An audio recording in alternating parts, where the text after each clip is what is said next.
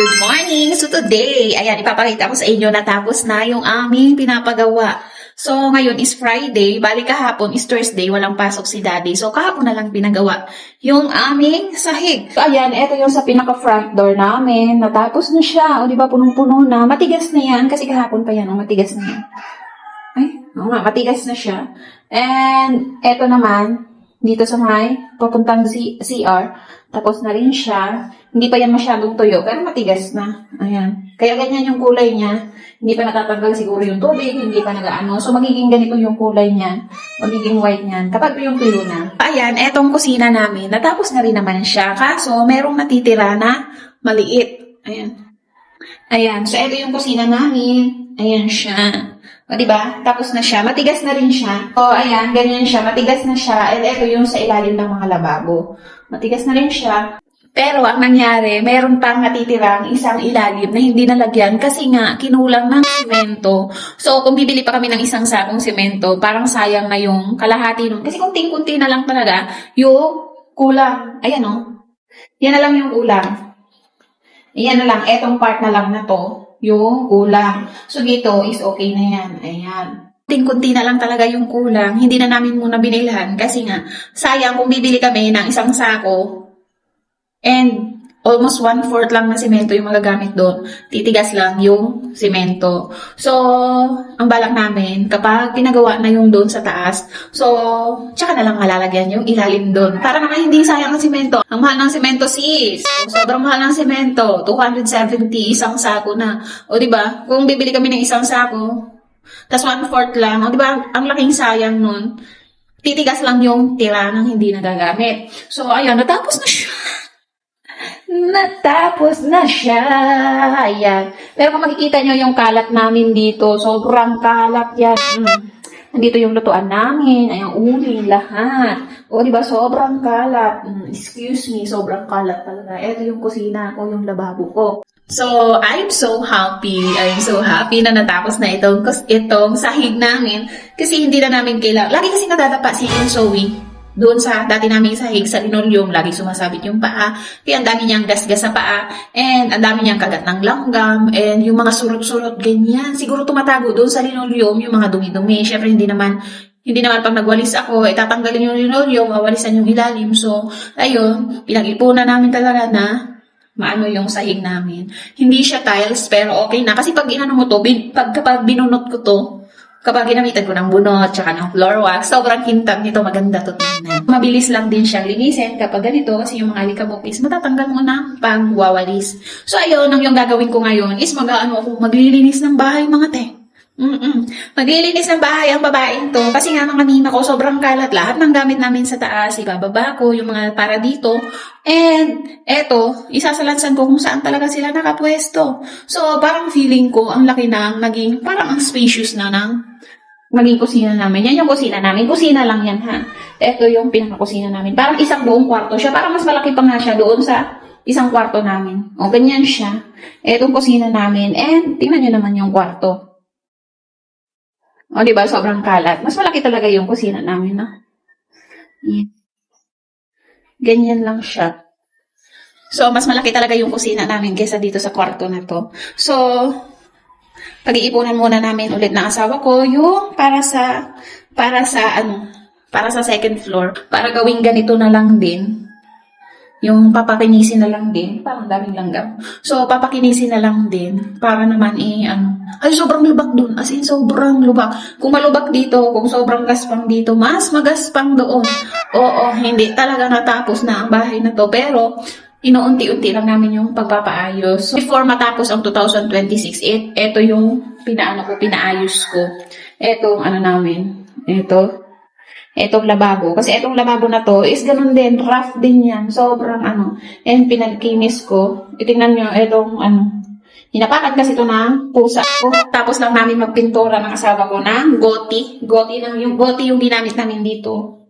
Yung epoxy na pintura. Katatapos lang namin magpintura, inakyatan na ng pusa ko. Kaya ganyan yung naging itsura niya. Ayun meron siyang patsi-patsi. Ayan. Kaya ito, pusa kong to. Kaya nagkaganon. So, tingnan nyo. Maglilinis talaga ako. Kasi ito talaga yung problema ko dito sa bahay. Sobrang daming langgam. Maaga pa naman, so maglilinis ako mamaya. Mamaya na lang, syempre mag-aalmusal pa kami. So, ayun. Sobrang daming kalat.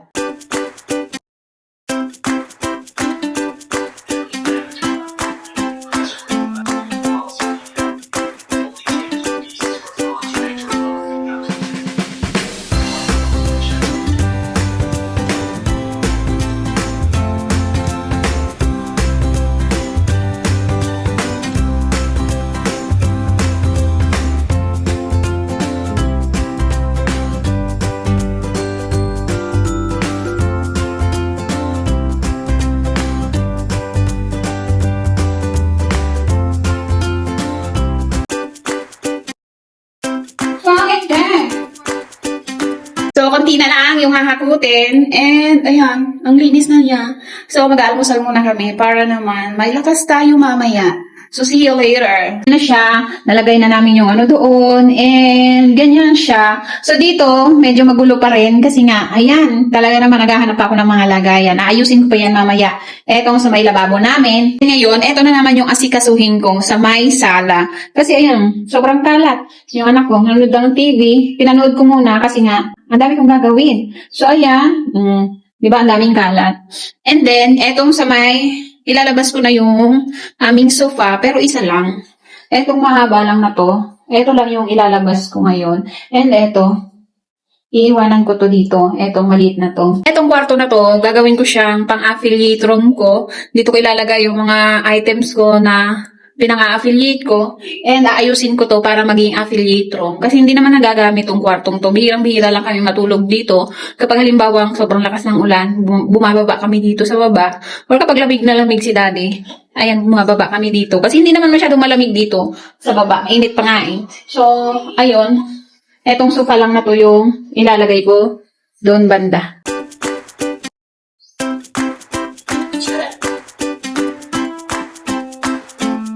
Bigat. Ang dumi lang. Alis yan, alis. Alis! Ang madumi na. So, ayun, gano'n na lang yung sofa namin. Isa lang yung ilalagay ko and yung isa iiwan ko dito sa kwarto na to para nga maging design or maging upuan ko sa magiging affiliate room ko. So, marami pa akong aayusin dito sa kwarto na to. Para naman meron akong kwarto or may room ako habang nag-affiliate or hindi yung saan-saan yung background ko. Kung minsan ang pangit ng background ko, ganyan. So, eto, aayusin ko itong kwarto na to. So, nahingal ako. So, ayan. Ang dumi na ng aking sofa. Kailangan ko na yata ng sofa cover. Kasi, ang dumi niya, nadumihan niya ng maigi. Nadumihan siya kasi doon nilagay yun sa kusina. Noong nagpagawa kami. And medyo madumi nga doon, maalikabok. So, yun, ang dumi talaga. So, ayusin ko yan. And itong kortina, natanggal din. Ibabalik ko. Kasi ang lakas ng hangin minsan. Bukas yung bintana and sobrang lakas ng hangin. Natatanggal yung aking kortina. Kasi nga, tako lang naman yung nilagay kong ganyan. Yung patungan ng pang lagayan ng kortina.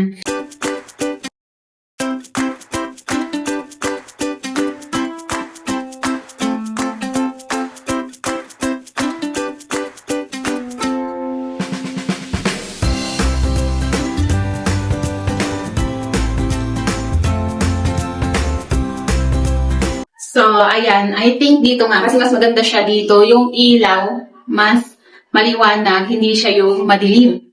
So, ayan. So, ayusin ko pa to. Eto, pipiturahan ko pa to ng white or gray. Mga ganon. Para, kung gray kasi madilim, di ba? Nangingitim ako lalo. So, maybe white na lang yung pintura ko dito. And lalagyan ko ng design para dito na ako mag-a-affiliate. Mainit lang talaga dito. So, kailangan ko ng electric fan dito. Habang nag-video. Ayan po. Yes. Hi. Hello. Hi. Hello. Hi.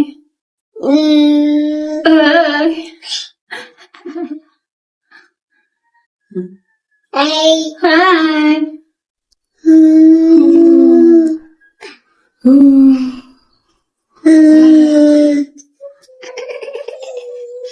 So, ayan, okay na yung mga gamit po. So, ayan, okay na yung mga gamit dito sa baba. Ah, plansan ko na. Talagang makalat lang yung laruan ni Somi. Sobrang kalat talaga ng laruan niya. Marami pa akong ibababa.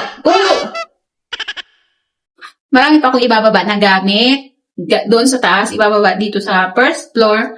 Yung may stool pa ako doon nakasama nitong sopa. So, ilalagay ko doon sa tabi niya. And, yung mga upuan namin sa taas, yung kasama doon sa dining table. Ano? Malaglag. No, malaglag. So, 6 kasi yung upuan ng dining table namin, yung 4 nasa taas, kasi inakyat nga namin para hindi mahirap magtrabaho dito, dire-diretso na lang. So, ayun, ibababa ko din yun. Medyo mabigat yun. Marami pa ko ibababa. So, maliligo muna ako kasi naglalagkit na talaga ang babaeng ito.